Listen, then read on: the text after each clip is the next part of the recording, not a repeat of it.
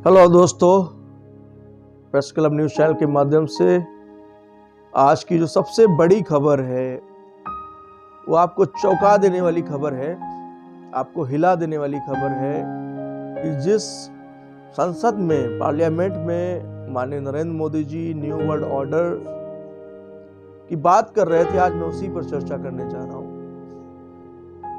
और ये एक सामाजिक मुद्दा भी है और एक रिलीजियस भी है, लेकिन हमारे मसीह लोग इसको अच्छे से समझते हैं, खासकर बिलीवर कम्युनिटी, विश्वासी समुदाय से बहुत अच्छे समझता है। मैं आज इस समय जो वीडियो आपके साइड में चल रहा है, पार्लियामेंट में माननीय नरेंद्र मोदी जी देखिए क्या कहते हैं, इसको सुनिए।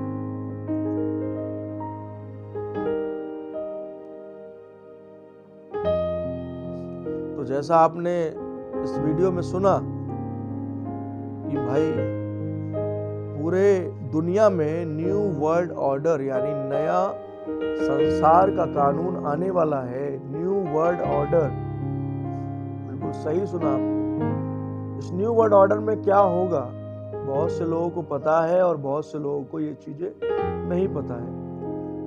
न्यू वर्ल्ड ऑर्डर में एक तानाशाह आने वाला है। जब तानाशाह की बात होती है तो आप शायद किंग जॉन के बारे में सोच रहे होंगे, ऐसा नहीं है।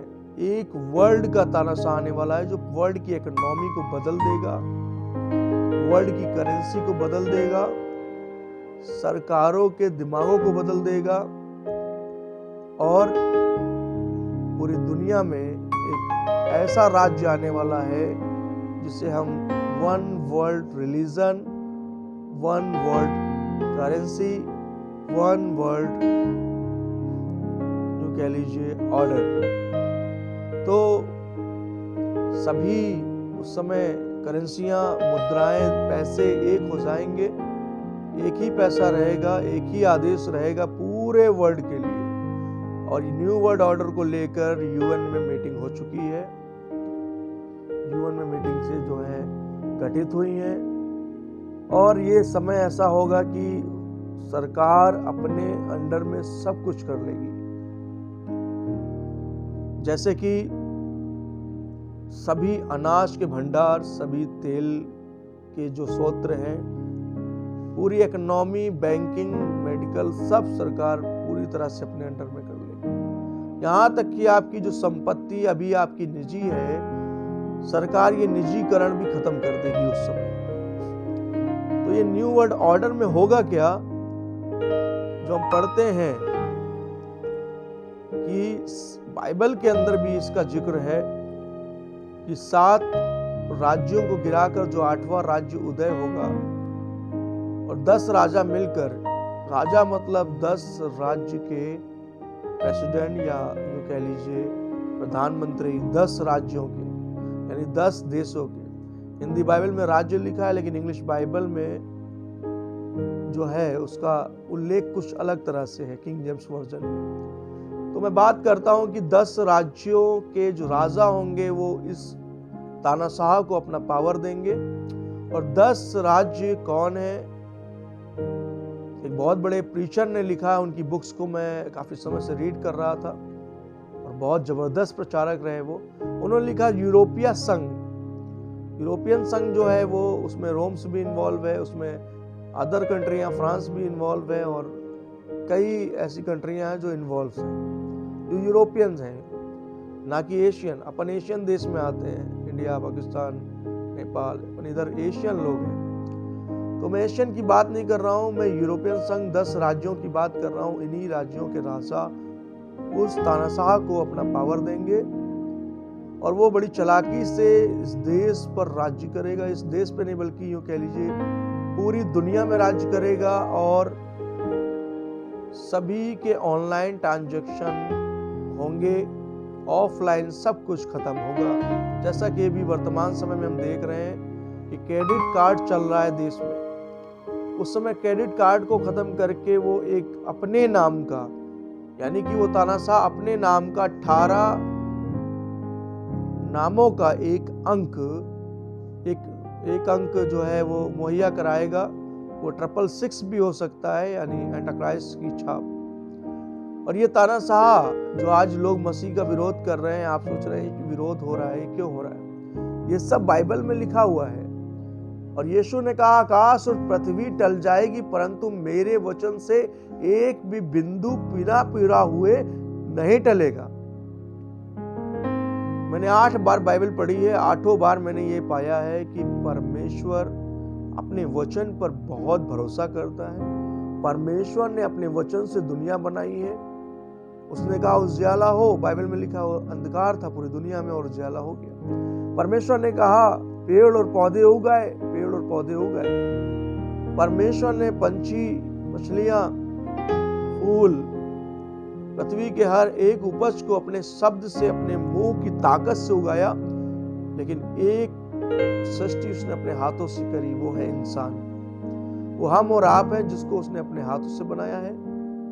इसीलिए परमेश्वर को सबसे अधिक इंसानों की चिंता है। लेकिन इंसान ने अपना अपना मार्ग अपना लिया है, गलत रास्तों पे चल रहे हैं, गलत मार्गों पे चल रहे हैं। अपने हाथ से सब कुछ एस्टैब्लिश कर लिया और उनको ईश्वर नाम दे दिया है कि वो उनके हाथों के बनाए हुए ईश्वर है। पूरी सृष्टि को बनाने वाला एक छोटी से 8 बाई 8 के कमरे में कैसे रह सकता है?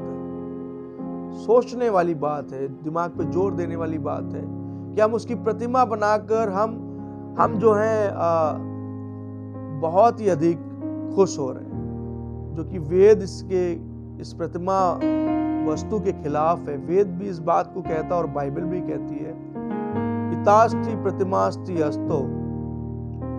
इसका अर्थ है तास्ति प्रतिमास्ति अस्तो। ये संस्कृत वैदिक जो वर्ड है, इसका जो अर्थ है वो ये है कि प्रतिमा बनाने वाला और प्रतिमा जो है जिसको पूज रहे हैं वो ईश्वर हो ही नहीं सकते। तास्ति प्रतिमास्ति अस्तो, इसका अर्थ हम बाइबल में ही पाते हैं कि परमेश्वर ने इन चीजों को बनाया, क्योंकि वो जीवित परमेश्वर है। उसने अपने मुंह से पूरी दुनिया बनाई है।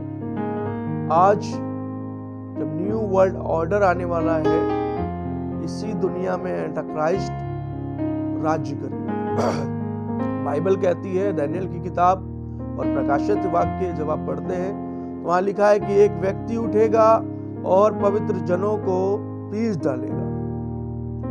अभी वास्तविक विरोध नहीं हुआ है, अभी नीरो जैसा विरोध होगा।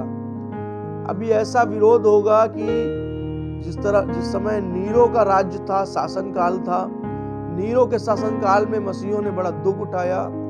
भूखे शेरों के आगे मसीहों के बच्चे फेंक दिए जाते थे, ऊपर ब्लेडें लगी रहती थी और नीचे इंसान को लिटाकर काट दिया जाता था। ऐसा दुर्दता मसीह विरोधियों ने किया है, उससे कई अधिक ये तानाशाह जो न्यू वर्ल्ड ऑर्डर में आने वाला है करेगा। मेरे संदेश को आप रिकॉर्ड करके रख लीजिए, 2022 में सुन लीजिएगा, 2025 में सुन लीजिएगा। मैं बाइबल की भविष्यवाणी कर रहा हूं। और उस समय क्रेडिट कार्ड का वैल्यू खत्म किया जाएगा। कैश जितना अभी आप निकाल लेते हैं एटीएम से, पूरा कैश जो है उसे कैशलेस किया जाएगा। आपकी जेब में एक भी नोट नहीं होगा। आपके दाहिने हाथ में एक छाप होगी, आपके माथे पर एक छाप होगी, जिससे आप खरीदेंगे चीज को और बेचना है तो आप उसी से बेचेंगे। आपको कोई पेमेंट देगा, आप अपना स्कैन कराएंगे, क्योंकि एक बारकोड लेजर से आपके हाथों में बना दिया जाएगा और वो प्रत्येक मनुष्य के हाथों पे होगा। और जो उस लेजर को या छाप को नहीं लेगा, उस बारकोड को नहीं लेगा, वो मार दिया जाएगा। ऐसा मैं नहीं, बाइबल कहती है। और आज ये सीक्रेट प्लान जो है, ये बाइबल खोलती है इनकी पोल बाइबल, सीगेट ऑर्गेनाइजेशन, इल्यूमिनाटी और यूरोपियन संघ, मैं खुला बता रहा हूं, ऐसे कई संगठन हैं जो इल्यूमिनाटी की गुप्त संस्थाएं हैं। उनकी एक लिस्ट मेरे पास है, लेकिन मैं नहीं चाहता कि इस वीडियो में बताया जाए कि ये सीक्रेट ऑर्गेनाइजेशन किस तरह वर्क कर रहे हैं। इनका एक ही एजेंडा है कि देश में, पूरे दुनिया में उस तानाशाह को पब्लिश किया जाए, लाया जाए, प्रकाशन में लाया जाए, उससे लेकर आए। लेकिन बाइबल कहती है ऐसे नहीं आएगा। वो जगत में आ चुका है, उसका जन्म हो चुका है, पैदा हो चुका है, लेकिन उससे पहले कुछ होगा देश में, पूरी दुनिया में कुछ होगा। थर्ड वॉर, जिसे हम कहते हैं ना वर्ल्ड वॉर। तो वर्ल्ड वॉर जब होगा और उस समय परमेश्वर अपने लोगों को जो चुने हुए हैं उनको ले लेगा। बहुतों की गायब होने की खबर आएगी, बहुत से मसीह गायब होंगे,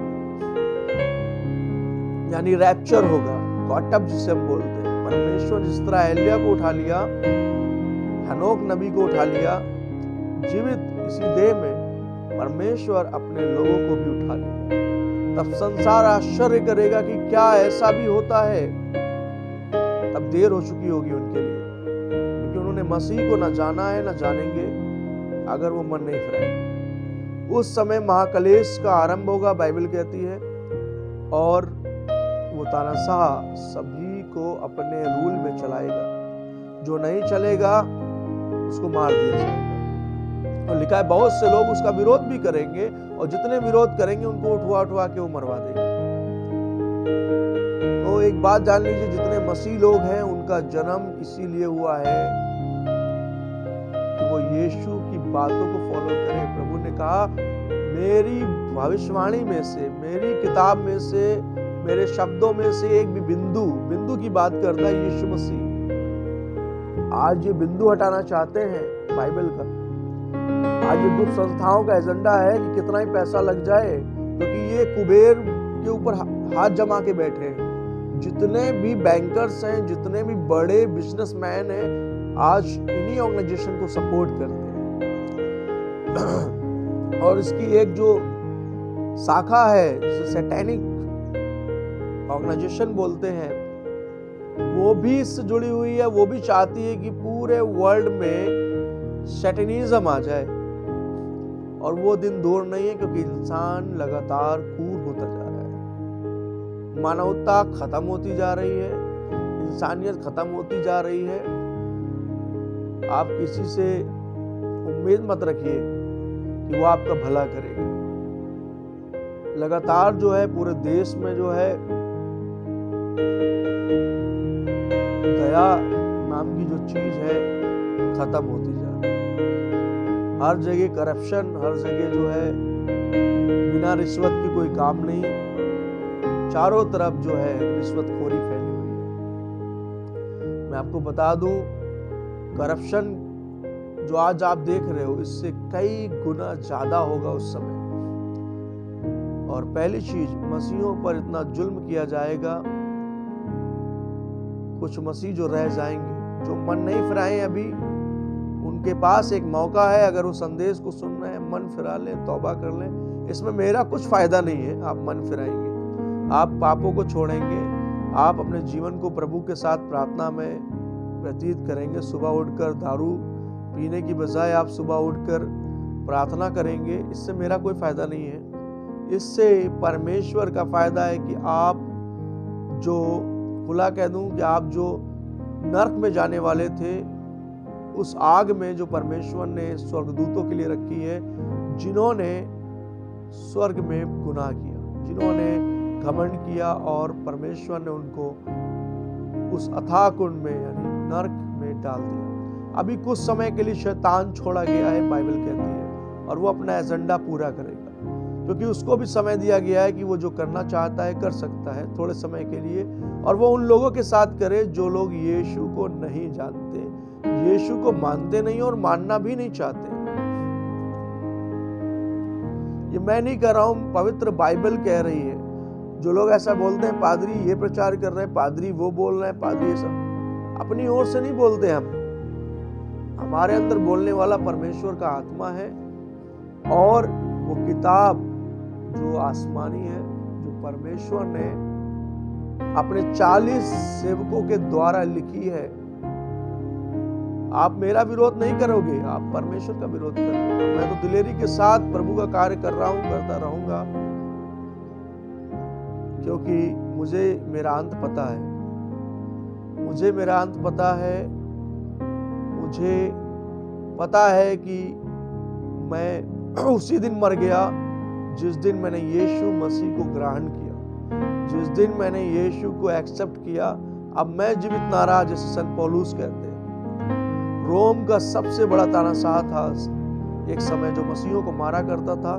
जब वो मसीह खुद बन गया, जब वो खुद मसीह को स्वीकार किया, जब उसकी मुलाकात एक दिन जब वो घोड़े से जा रहा था, रास्ते में यीशु मसीह बड़ी रोशनी के साथ जब उसके जीवन में प्रकट हुए, तो वही पौलुस, वही साउल पेरतों में तब्दील हो गया। और आज पूरी दुनिया सेंट पॉल के नाम से उसे जानती है, संत पौलुस के नाम से। जहां कॉन्वेंट में आपके बच्चे सेंट पॉल के नाम पर पढ़ रहे हैं, वही सेंट पॉल है जो एक समय घर से मसीहों को उठवा कर मारता था, और जो बचते थे उनको बंदी गृह में डालता था, जो नहीं मानते थे उनको जान से मरवा देता था।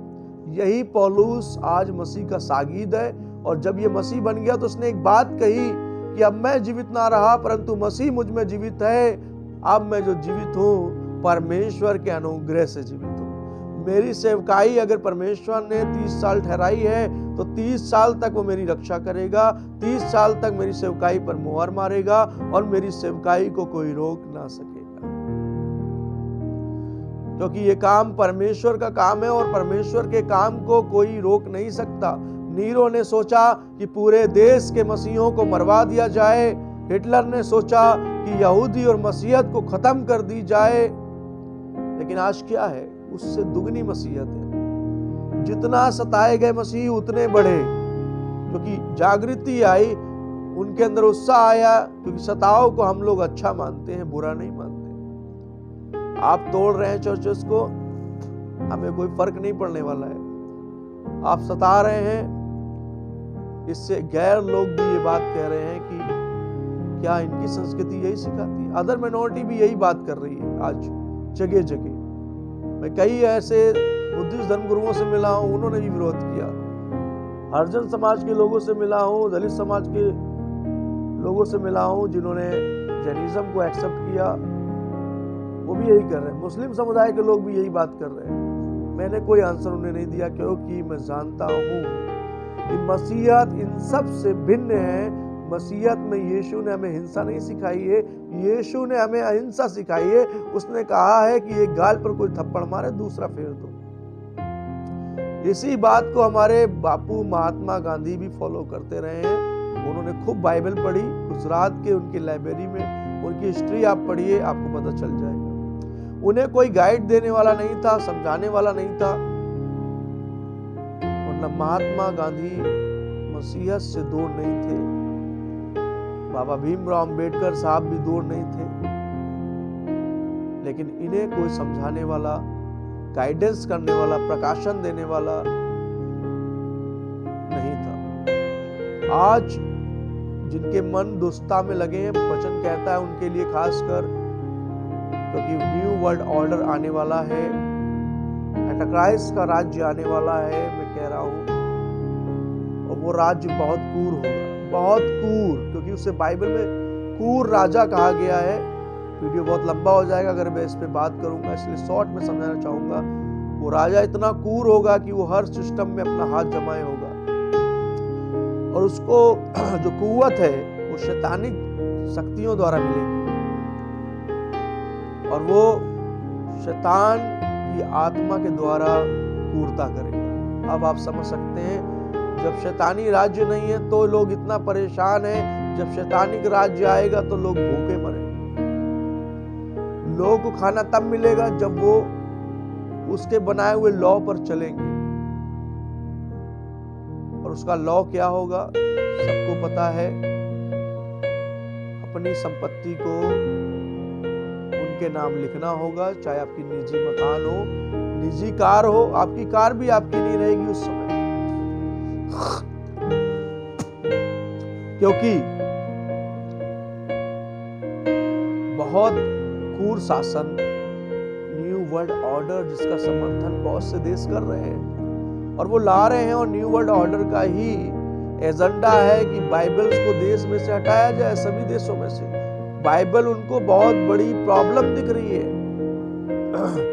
और बाइबल में ऑलरेडी बाइबल के लिए भविष्यवाणी है। प्रभु के नबियों ने कहा अंत के दिनों में लोग परमेश्वर के वचन के लिए एक जगह से दूसरी जगह मारे मारे फिरेंगे। आज हमारे घरों में 2-2 बाइबल है, 3-3 बाइबल है, और ये भली बात है। अभी कई पासवान चले गए थे, जगदम्बा प्रसाद शाहजहांपुर के, कल जमानत हुई उनकी। ऑल इंडिया पास्टर्स ग्रुप से कई मैसेजेस आए हैं, कई पासवानों की जमानत ऐसे लोगों ने कराई जो मसीह नहीं है। हम जैसे लोग तो छुड़ाएंगे ही छुड़ाएंगे। हमारे समुदाय की बात है, हर व्यक्ति अपने समुदाय के लिए लड़ता है, बोलता है। संविधान हमें इजाजत देता है, हम अपना आराधना स्थल सब खोल सकते हैं। संविधान का विरोध करने वालों के खिलाफ कार्रवाई होनी चाहिए, ना कि संविधान को फॉलो करने वालों के खिलाफ। और यही कट्टरपंथी न्यू वर्ल्ड ऑर्डर में हाथ फैलाकर इल्यूमिनाटी का जो एजेंट है, जो एंटाक्राइस्ट है, उसका स्वागत करेंगे। हाथों को ऐसे ही फैलाकर वेलकम करेंगे ये, अब हमारा राज्य आया है, क्योंकि दुष्टों को दुष्टता पसंद है। सबको पता है जब तक ये हत्या नहीं कर लेते, बुराइयां नहीं कर लेते, इनको नींद नहीं आती। बाइबल कहती है दुष्ट लोग हैं। और कई ऐसे भले लोग हैं हमारे देश में जो दया और प्रेम और कृपा और संयम और मेल मिलाप से भरे हुए हैं। और बहुत से ऐसे हैं जो देश में सिर्फ अपने धन पर भरोसा करके, घमंड की बातें करके, उनको लगता है कोई हिसाब उनको नहीं देना है परमेश्वर को, उनको लगता है कुछ नहीं होगा, वो सब इसी पृथ्वी पर दिया जाएगा। पैसा बहुत है लेकिन शांति बिल्कुल नहीं है। टैबलेट खा के जीवन जी रहे हैं आप, काहे के पैसे वाले हैं। झूठे धनवान होने का दावा करते हैं, सब कुछ लोन पे खरीद रखा है, धनवान होने का दावा करते हैं ऐसे लोग। धनवान वो है जो दूसरों को उदारता से दान करता है। That is the rich person in the world। मेरे प्रियो, न्यू वर्ल्ड ऑर्डर पार्ट 2 बहुत जल्द देखेंगे। न्यू वर्ल्ड ऑर्डर पार्ट 2 में बहुत जल्द लाऊंगा। इतना ही कहना चाहूंगा, मसीह विरोधी आने वाला है, उससे पहले पवित्र आत्मा आप सबको तैयार करे। जय मसीह की। Praise the Lord. Press club news को देखते रहें, शेयर करते रहें, सब्सक्राइब करके बेल आइकन का बटन जरूर दबाएं ताकि हर एक वीडियो आप तक पहुंचे। जय मसीह।